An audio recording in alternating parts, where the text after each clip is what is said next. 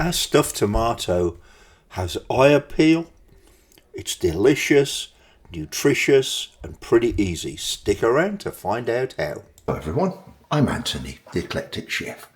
Welcome back to my kitchen. Well, today we're making an attractive, simple, nutritious dish that's a combination of Japanese and European ingredients. We're starting out with a dish that in Japanese is called Kuri Genmai Gohan, or more correctly, Kuri Takikomi Gohan, which is a brown chestnut rice, and we added seasonings when we were cooking the rice.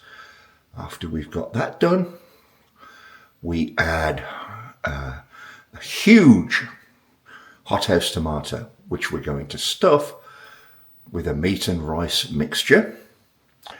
And then we're going to serve that on top of a bed of the rice, to which I added the tomato we removed when we were getting it ready for stuffing. It's a very pretty presentation, quite nutritious, and I hope you'll stick around and make it with us.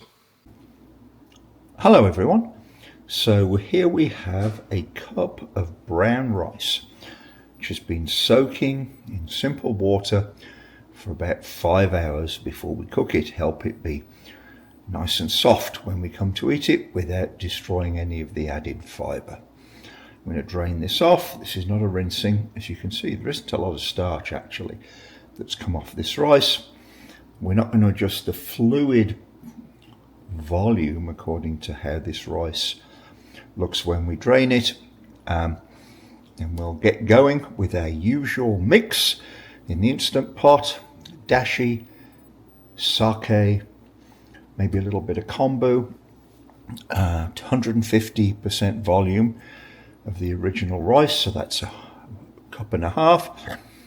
And we'll be throwing some chestnuts on top, then steaming it for 28 to 30 minutes and letting it naturally release.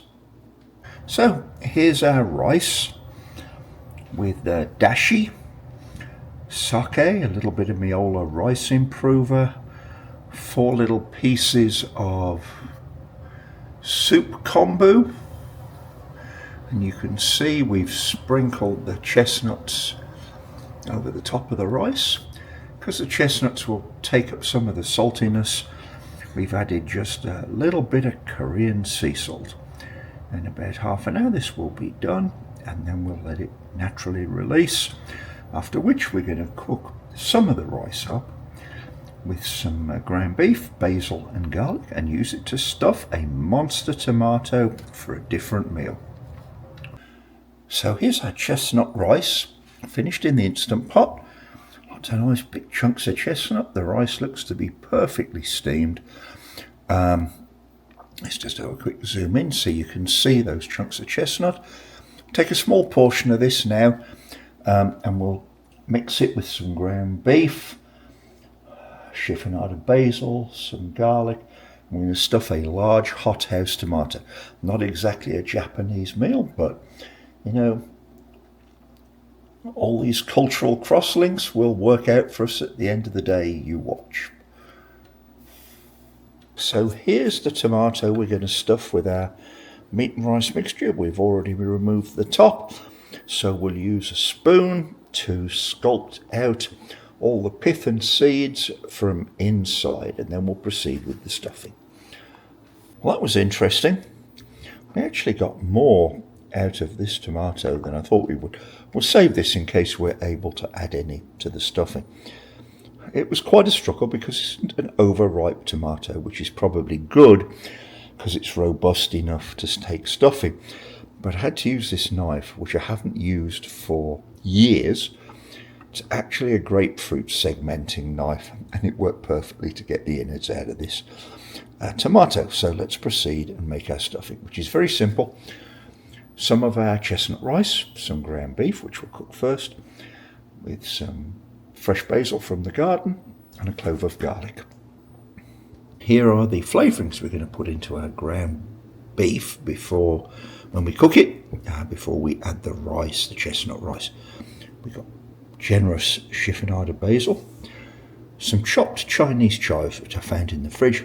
They're quite oniony, and I thought they would add a little extra flavour, and 1 clove of garlic minced. I'll probably throw some freshly ground black pepper in there too. Let's get that cooking in a small saucepan. Here's our tomato, stuffed with our meat, rice, chestnut and herb mixture. Looks pretty good. Once again, I managed to just eyeball this perfectly. You can believe me or not, but trust me, I got that spot on. Now, I took some of the tomato that we scooped out from the middle. I've got it heating in the pan that we cooked this in. I'm going to add a little bit of extra rice and chestnuts to moisten that rice and chestnuts up the tomato, and that will be the bed for this on our serving plate. So here's our chestnut rice with some tomato cooked in to act as a base on our serving bowl, and we're just going to set our stuffed tomato in the middle of it. Do you think that looks nice?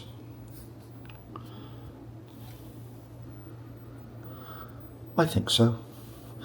We'll garnish this with some flat leaf parsley from the garden. Just warm it up a little bit, and then we'll be ready to eat it and tell you what we think. The addition of the tomato that we removed, getting the tomato ready for stuffing, really made a difference to the look and taste appeal of this rice. So give that some thought if you decide to duplicate this dish. So here we go, folks.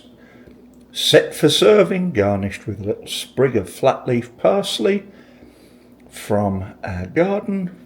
I'm really looking forward to this complete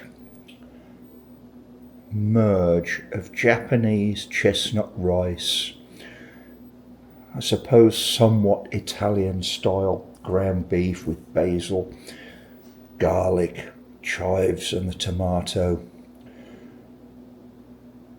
A bit more of the rice cooked down with the tomato we scooped out of the tomato, and it's worked really well.